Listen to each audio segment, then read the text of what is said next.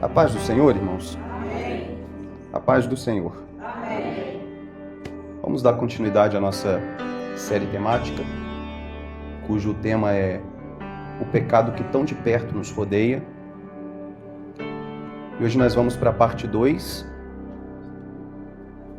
cujo tema é o impacto e a manifestação do pecado. Vamos abrir a nossa Bíblia na carta aos Hebreus, capítulo de número 12. Vamos ler apenas o versículo de número 1. E logo após, vamos lá para o livro dos Gênesis. E vamos ler o capítulo 3. Hebreus, capítulo de número 12, versículo de número 1.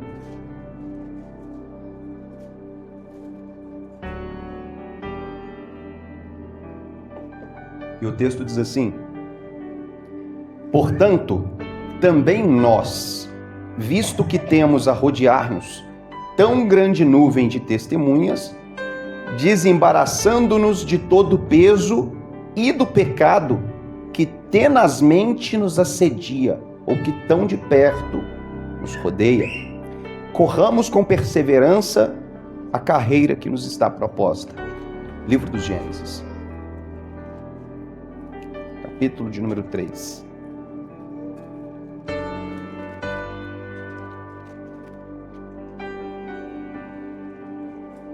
Livro dos Gênesis, capítulo de número 3. Quem achou, desachei.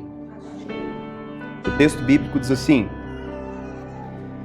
mas a serpente, mais sagaz que todos os animais selváticos que o Senhor Deus tinha feito, disse à mulher: é assim que Deus disse, não comereis de toda a árvore do jardim?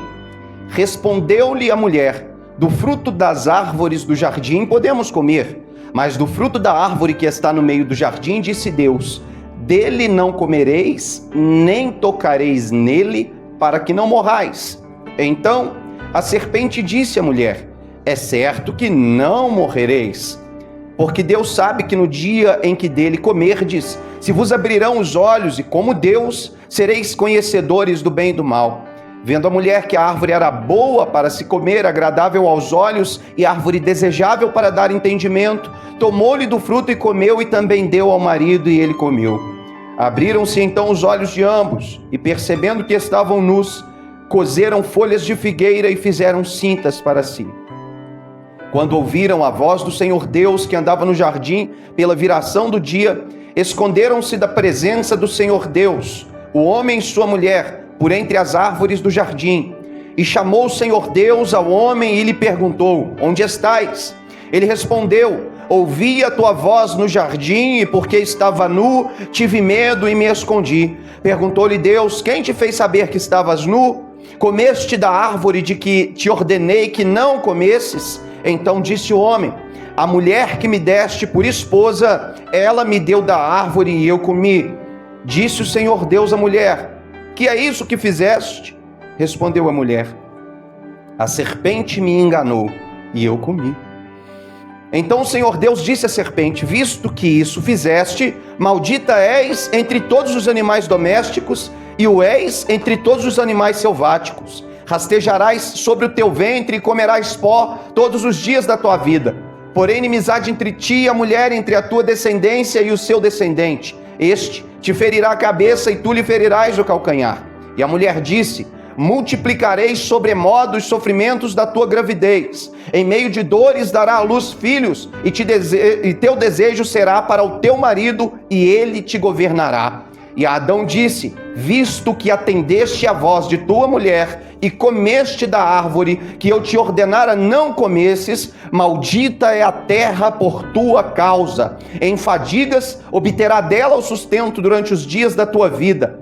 Ela produzirá também cardos e abrolhos. E tu comerás a erva do campo.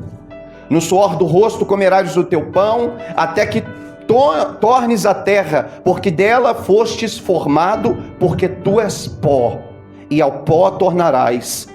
E deu o homem o nome de Eva à sua mulher, por ser a mãe de todos os seres humanos. Fez o Senhor Deus vestimentas de peles para Adão e sua mulher e os vestiu. Então disse o Senhor Deus: eis que o homem se tornou como um de nós, conhecedor do bem e do mal. Assim que não estenda a mão e tome também da árvore da vida e coma e viva eternamente. O Senhor Deus, por isso, o lançou fora do jardim do Éden, a fim de lavrar a terra de que fora tomado. E expulso o homem, colocou querubins ao oriente do jardim do Éden e o refulgir de uma espada que se revolvia para guardar o caminho da árvore da vida. Quem não leu Bíblia hoje, pagou agora. Feche seus olhos. Deus Todo-Poderoso, essa é a sua palavra. Fale conosco por meio dela. Queremos aprender de Ti nesse momento. Coloque luz na nossa mente para que haja clareza. Coloca fogo no nosso coração para que haja força e vigor em nós para vivermos o que aprenderemos sobre Ti aqui hoje. É o que eu te peço no nome do Teu Filho amado Jesus e desde já te agradeço. Amém. Pode se sentar, por favor. Na introdução, quero brevemente pincelar o que tratamos na primeira parte, para os que não estavam possam se situar sobre o assunto que a gente está abordando aqui. Nós sabemos que Deus é a fonte de toda a bondade e que o mal não é algo substancial em si, mas que o mal é oriundo de uma privação de um ambiente relacional para com Deus. Todo ambiente que não está sujeito a uma relação com Deus, ele é um ambiente agradável para que o mal surja.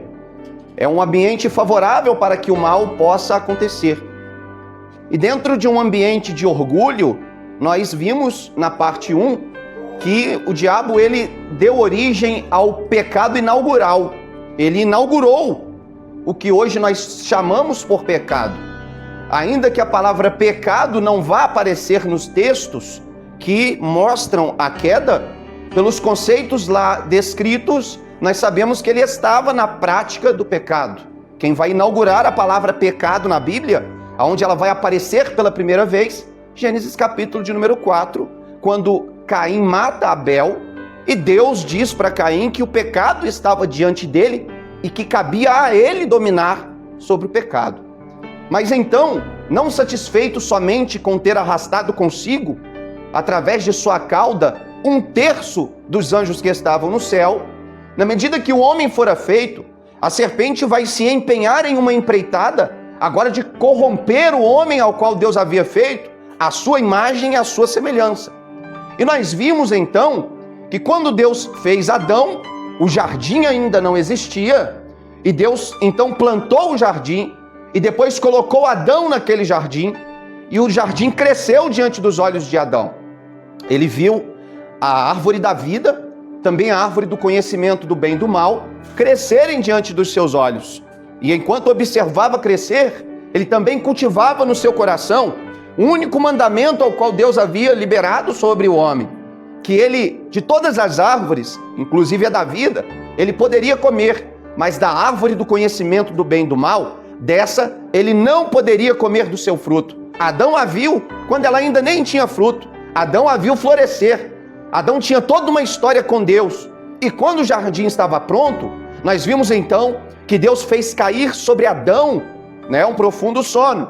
E quando Adão caiu em um profundo sono, uma costela foi removida e de sua costela Deus fez alguém que fosse semelhante a Adão.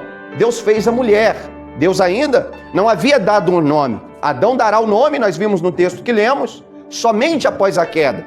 Mas Deus fez alguém para Adão que o acompanhasse, que fosse osso dos seus ossos, que fosse carne de sua carne. Traduzindo para a nossa linguagem, era a mesma coisa que se Adão dissesse, ela sou eu, ou eu é ela. É como se eles fossem um só em essência. Deus os casou no jardim. Eram dois, mas que Deus os criou para serem um. E nós vimos que Adão e Eva, em algum momento da vida conjugal dos dois no jardim, foram permissivos, com uma situação que não era para eles terem sido permissivos. principalmente porque o cultivo daquela amizade fazia com que parte do diálogo fosse uma tentativa de refutação ao que Deus havia dito. E todo relacionamento, amizade ou qualquer outra coisa que faça com que a palavra de Deus seja confrontada, distorcida, dita de forma equivocada, deve ser encerrado. Aqui, Eva é permissiva e deixa que aquela relação pudesse continuar. Ela nutre aquela relação. E nesta relação, nos diálogos dessa relação, nós vemos a palavra de Deus, aquilo que Deus havia dito, ser desconstruído aos poucos. Nós vemos que no diálogo das duas, da serpente e de Eva, ambas mostram equívocos acerca daquilo que Deus disse. Nós vamos ver que Eva acrescenta alguma coisa ao que Deus disse. Ela vai dizer assim: Deus disse, não comereis e não tocareis. Olha, está adicionando. Deus não disse nada sobre não tocar no fruto. Porém, ela ocultou uma palavra. Ela tirou o certamente morrereis e deixou somente o morrereis. Talvez para tirar um pouco do peso daquilo que Deus havia dito, que seria consequência do pecado. Porque é assim, quando uma teologia começa a tirar o peso daquilo que é pecado, é porque ela quer ser permissiva com o pecado. É porque ela quer permitir que as pessoas continuem em pecado. Porque quem desenvolve esse tipo de teologia só tem um propósito: manter a igreja cheia para ganhar dinheiro. Nós temos que tomar cuidado com esse tipo de teologia na nossa geração, que quer enfraquecer a responsabilidade que o homem tem de zelar pela sua vida espiritual diante de Deus, fazendo com que esse homem pense que somente o ato de participar das campanholas financeiras que eles fazem, ele já está com o seu dever para com Deus totalmente cumprido, e o que não é verdade. E nessa conversação aqui, a palavra de Deus está sendo distorcida. Aqui, a serpente começa a sugerir a ideia de que Deus estava equivocado. Não, Deus está proibindo vocês de comer desse fruto, porque senão vocês serão igual a Deus. A serpente não conhece o caminho da salvação. Condenada, só conhece o caminho da queda. Ela sabe como cair. Logo, ela sabe que tipo de ambiente construir para que o homem também caia. Ser igual a Deus foi aquilo que o tentou e o fez cair. Ser igual a Deus é o que ele está tentando proporcionar como uma possibilidade para que Eva coma.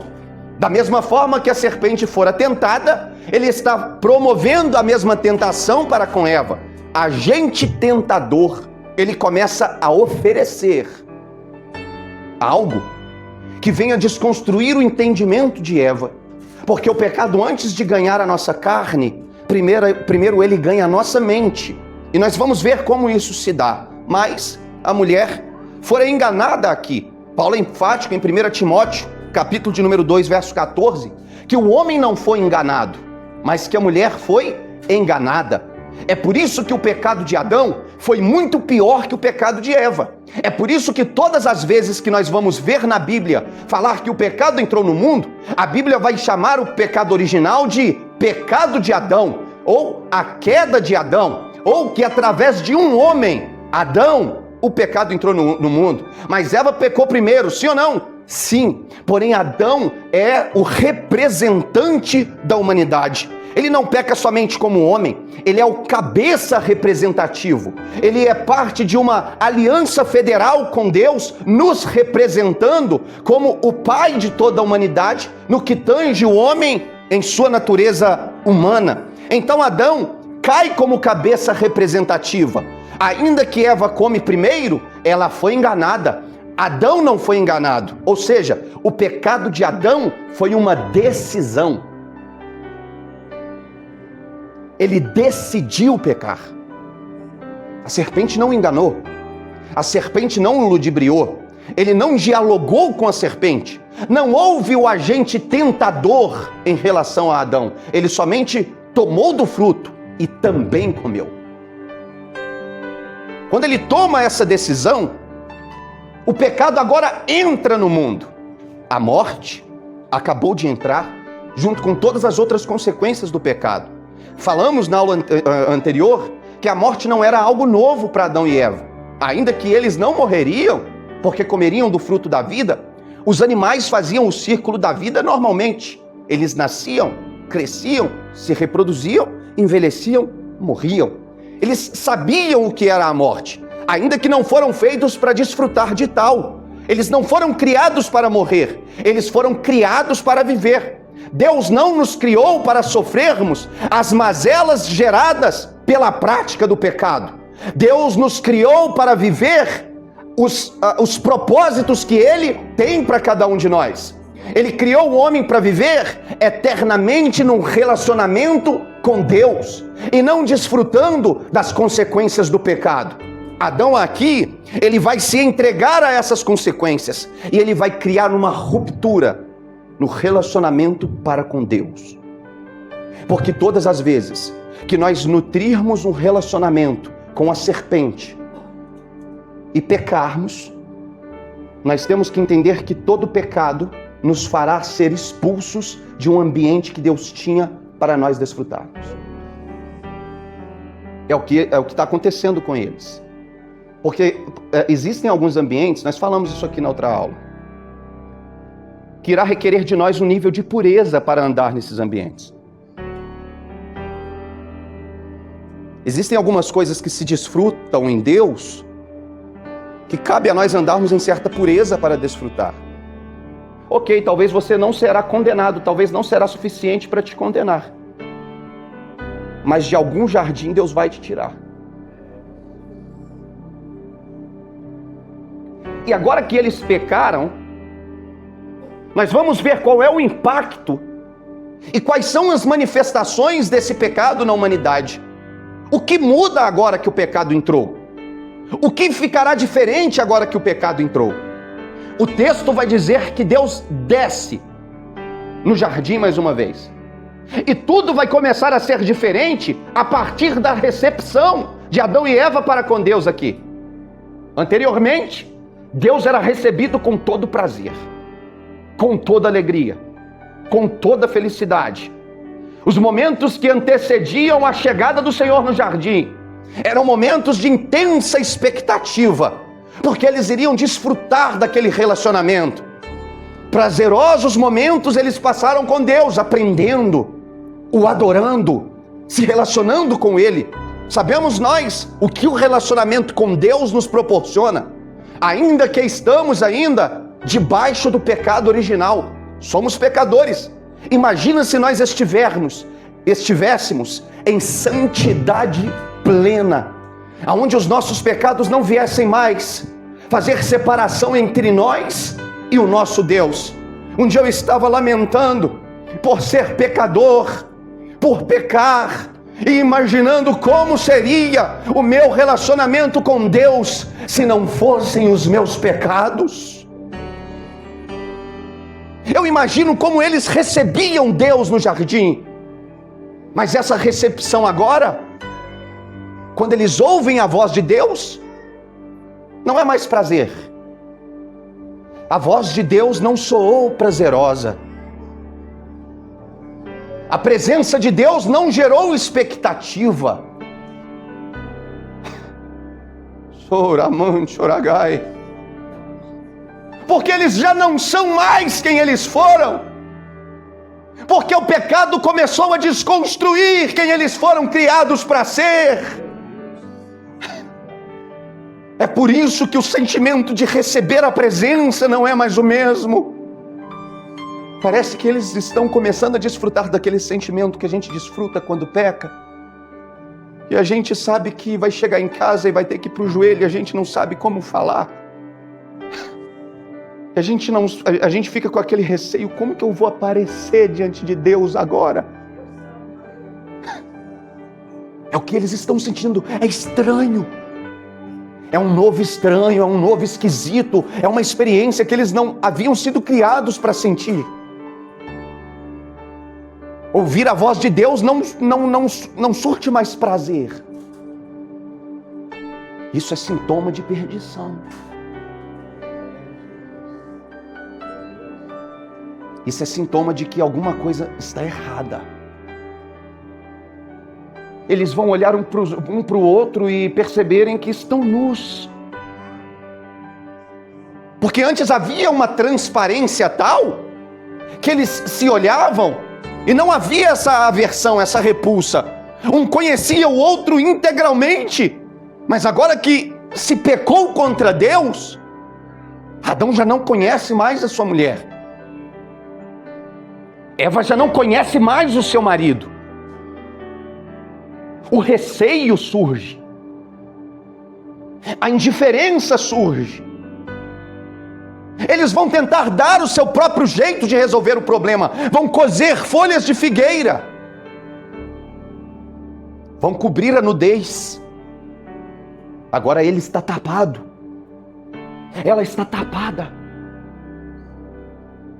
E vão se esconder entre as árvores,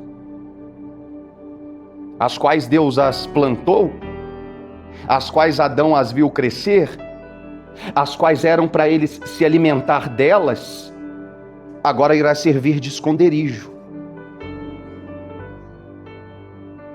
Tem muitas pessoas que se escondem por trás daquilo que Deus deu até aqui, e porque não estão mais no nível de pureza que tinham quando Deus deu, se escondem por trás daquilo que Deus fez até agora, para não aparecer de novo na frente de Deus e manter a aparência diante dos outros. É muito fácil e confortável para mim Deus ter me trago até aqui, e agora que eu desenvolvi oratória, que eu sei falar em público, que eu consigo explicar um texto, eu me esconder por trás disso tudo de Deus. É por isso que tem muito pregador caído, pastor caído, já se tornaram profissionais no que fazem. É só habilidade, não tem mais unção, não tem mais vida com Deus por trás do ministério. Não se esconda por trás daquilo que Deus te deu até aqui, porque Ele tem mais do que isso para você. Oh, aleluia. Olha só, estão escondidos. E é sabido de todos nós que Deus desce ao jardim e começa a fazer algumas perguntas. Adão, aonde você está? Deus é onisciente, sim ou não? Não é para saber onde está. É para forçar uma introspecção. Eu sei aonde você está, Adão, mas você sabe aonde está? Porque quando Deus pergunta, Adão é obrigado a olhar para a sua volta e a entender o ambiente aonde ele se encontra, para que eles saiam do esconderijo. E ele sairá do esconderijo. E quando ele sai do esconderijo, antes das sentenças começarem a cair sobre os culpados dos envolvidos da queda, Deus interroga-o perguntando. Olha só, versículo de número 9. E chamou o Senhor Deus ao homem e lhe perguntou: onde estás? Ele respondeu: ouvi tua voz no jardim, e porque estava nu, tive medo e me escondi. Perguntou-lhe Deus: quem te fez saber que estavas nu? Comeste da árvore de que te ordenei que não comesses? Então disse o homem. Deus perguntou se comeu? Sim. Deus perguntou quem deu? Não. Mas a justificativa de Adão é: a mulher que tu me deste, ela tomou do fruto e me deu, e então eu comi. É como se Adão estivesse dizendo: o Senhor me deu um presente de grego, o Senhor me deu uma coisa, era outra.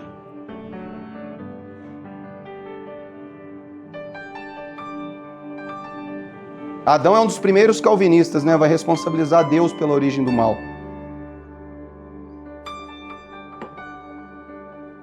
A culpa é da mulher que o Senhor deu. Mas olha só, talvez depois dessa conversa aqui vai ter a primeira briga conjugal, né? Peraí, chegou lá diante de Deus, você falou que foi eu que te dei? Eu pus uma arma na sua cabeça para você comer? Não, você comeu porque quis. Eu comi, mas você também comeu. Mas vamos lá. Olha só, disse o Senhor Deus à mulher: Que é isto que fizeste? Respondeu a mulher: a serpente me enganou, então eu comi. A culpa vai sendo só terceirizada. Quando Adão se justifica e Deus se volta para a mulher, talvez ele pense aqui: consegui sair bem. A minha desculpa foi válida. Eu consegui ser aceito. Agora Deus vem com ira sobre ela e eu saio impune, porque foi ela que me deu. Irmãos, toma cuidado com as desculpas que você dá para Deus. Porque diante do tribunal de Cristo, ou até mesmo diante do trono branco, as suas desculpas vão se desfazer, revelando que se tratava só de covardia.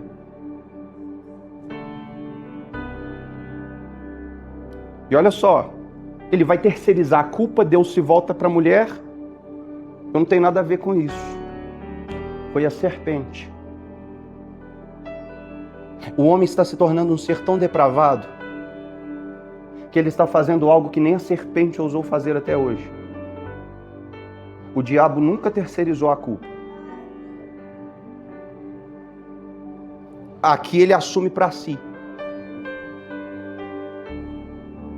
Ele permanece calado e as sentenças começam.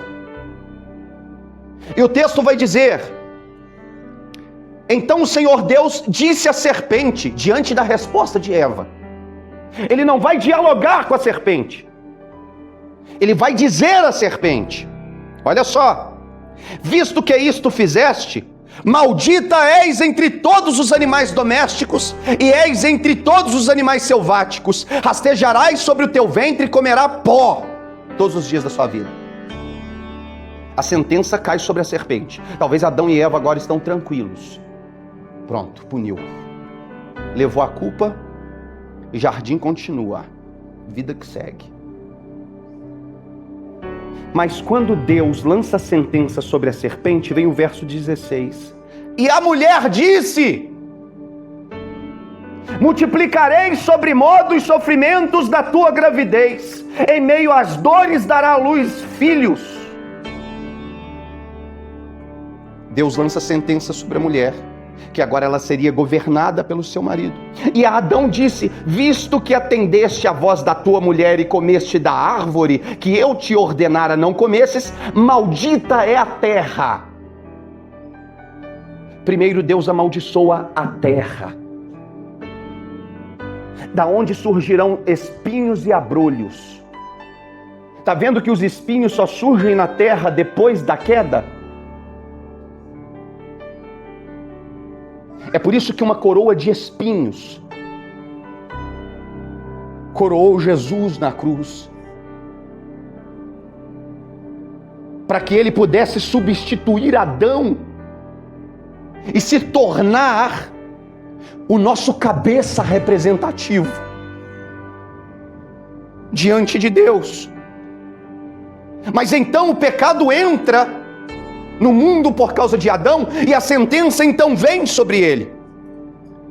Em Romanos capítulo 5, verso 12, Paulo escreve: pelo que como por um só homem entrou o pecado no mundo, e pelo pecado a morte, assim também a morte passou a todos os homens, por isso que todos pecaram.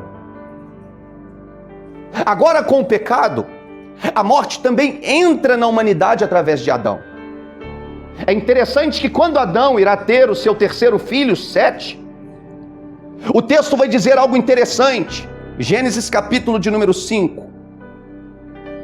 O texto vai dizer assim: viveu Adão, verso 3, 130 anos e gerou um filho à sua semelhança, conforme a sua imagem, e lhe chamou Sete. É interessante aqui que o filho não é gerado segundo a imagem e semelhança de Deus, mas segundo a imagem e semelhança de Adão.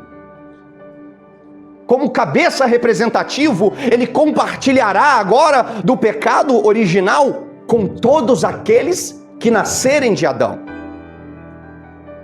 Ele se torna impossibilitado de gerar algo puro, impossibilitado de gerar algo santo.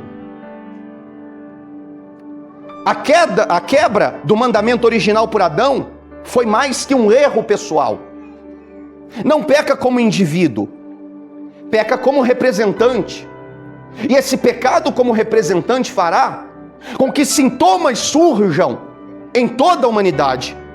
Paulo escreve em Romanos capítulo 3, verso 23, falando sobre depravação total, que todos pecaram e que destituídos foram da glória de Deus. Nos versos 12 e 13, não há um justo, nenhum sequer, não há ninguém que entenda, não há ninguém que busque a Deus. Todos se extraviaram e juntamente se fizeram inúteis. Não há quem faça o bem, não há nenhum sequer.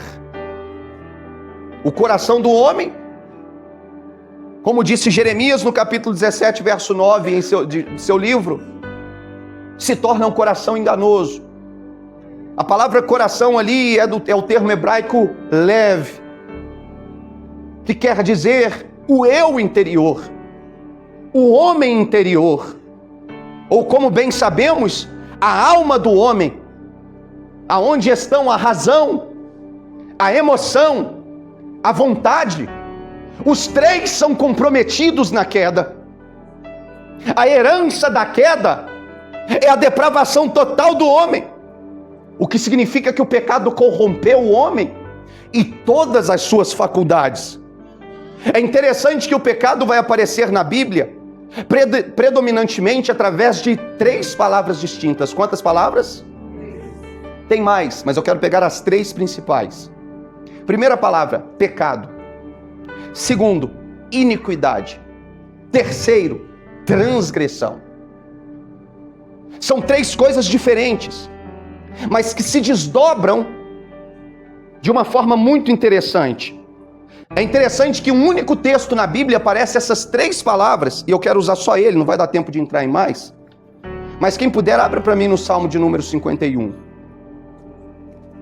Porque quando Davi peca e cai com Batseba, e o profeta Natã sobe a Jerusalém para apontar o dedo no seu rosto e mostrar que Deus sabia do pecado que ele havia cometido, ele vai fazer uma oração a Deus, aonde ele vai dizer: compadece-te de mim, ó Deus, segundo a tua benignidade e segundo a multidão das tuas misericórdias, apaga as minhas transgressões.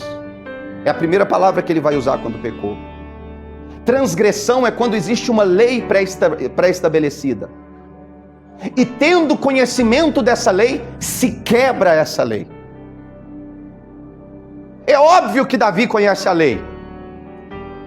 É óbvio que ele sabe que está escrito: não adulterarás. Tendo conhecimento da lei, ele quebra a lei. Então, todas as vezes que a Bíblia usa a palavra transgressão, é no sentido de que um sistema de lei está sendo quebrado. O pecado de Adão, a queda, também é uma transgressão. Deus havia dado uma lei: não comer do fruto da árvore do conhecimento do bem e do mal. Comeram. Davi continua: lava-me completamente da minha iniquidade.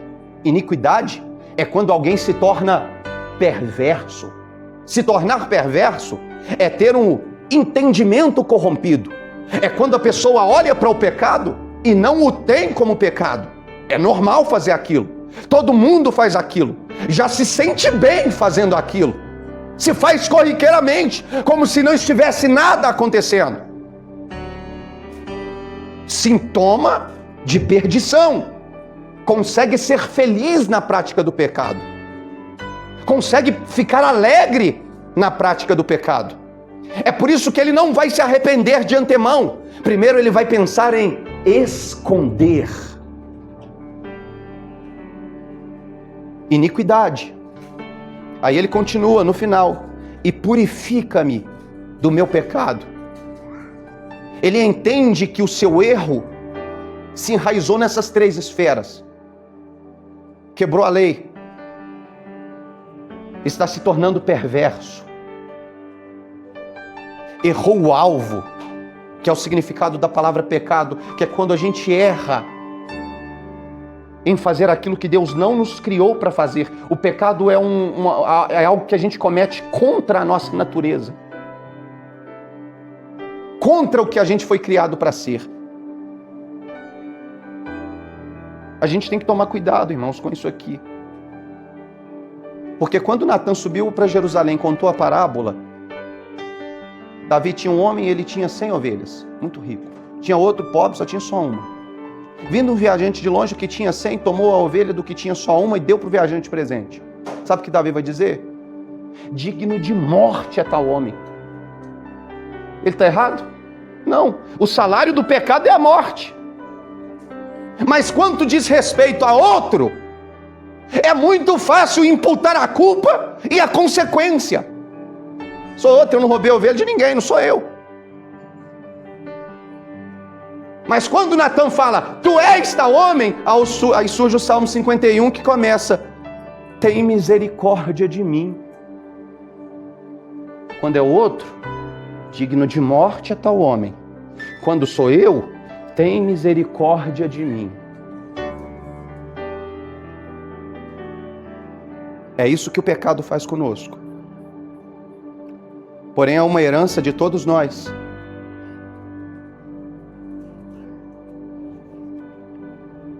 O pecado, ele não acontece de forma... Como que eu posso dizer? O pecado não é somente um ato. Ele se desdobra por meio de um processo pecaminoso.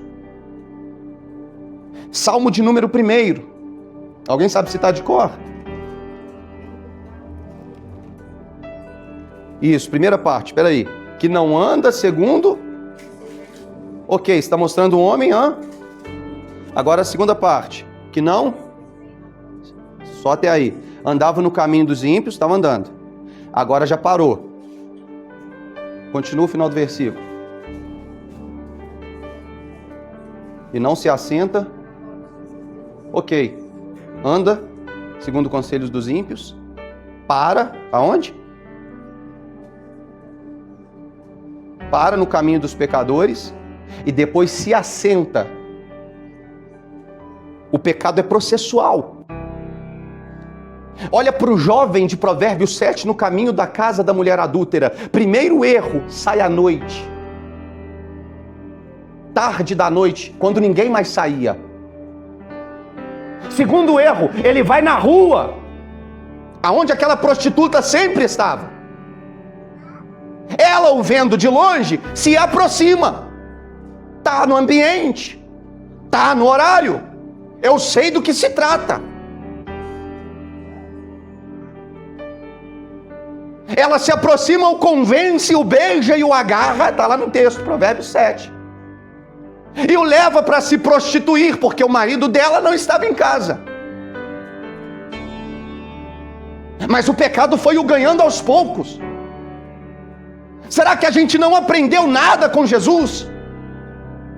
Na oração do Pai Nosso, quando ele ensinou a orar, livrai-me da hora da tentação. Sabe o que é livrar da hora da tentação? É livrar do próprio ato de sair de noite. Não é nem da mulher adúltera. Sabe por quê? Porque se eu não saio de noite, se eu não for naquela rua, se ela não se aproxima e me convence, não tem pecado. O problema é que a gente está flertando e nutrindo do mesmo jeito que Eva nunca deveria ter feito. Ela foi uma que saiu à noite, naquela rua, deixou-se aproximar, foi convencida e se prostituiu, se vendeu. É processual. O pecado nos rodeia bem de perto. Mas se nós entendermos esse fluxo, vamos conseguir nos blindar. vamos conseguir trancar o nosso coração o máximo que der. Nós vamos entrar na próxima aula, eu vou tentar finalizar esse assunto. Mas nós vamos ver que existem sutilezas do adversário, as quais ele usa para nos ganhar. Você tem predisposições. A armadilha é posta com a isca de acordo com a forma que o animal come. Se eu quero pegar um leão numa armadilha, eu vou pôr alpiste? Se eu quero pegar um pássaro, eu vou pôr um pedaço de carne? Se for urubu, né? Até aqui. Mas ele conhece as iscas que você gosta. Está pensando que vai aparecer de chifre, tridente, capa, rabo pontudo, com pé de cabra, vermelhão?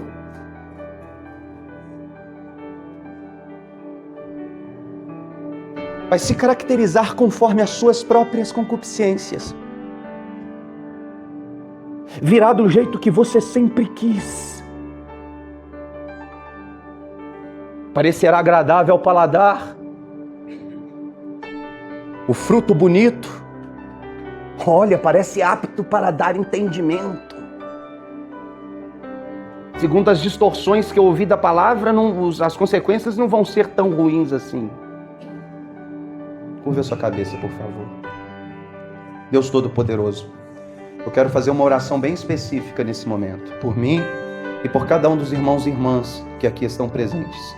Que se tiver algum irmão ou irmã diante de qualquer laço do adversário, pela autoridade que o Senhor nos dá como sacerdotes e pregadores da Tua Palavra, nós repreendemos nesse momento em nome de Jesus.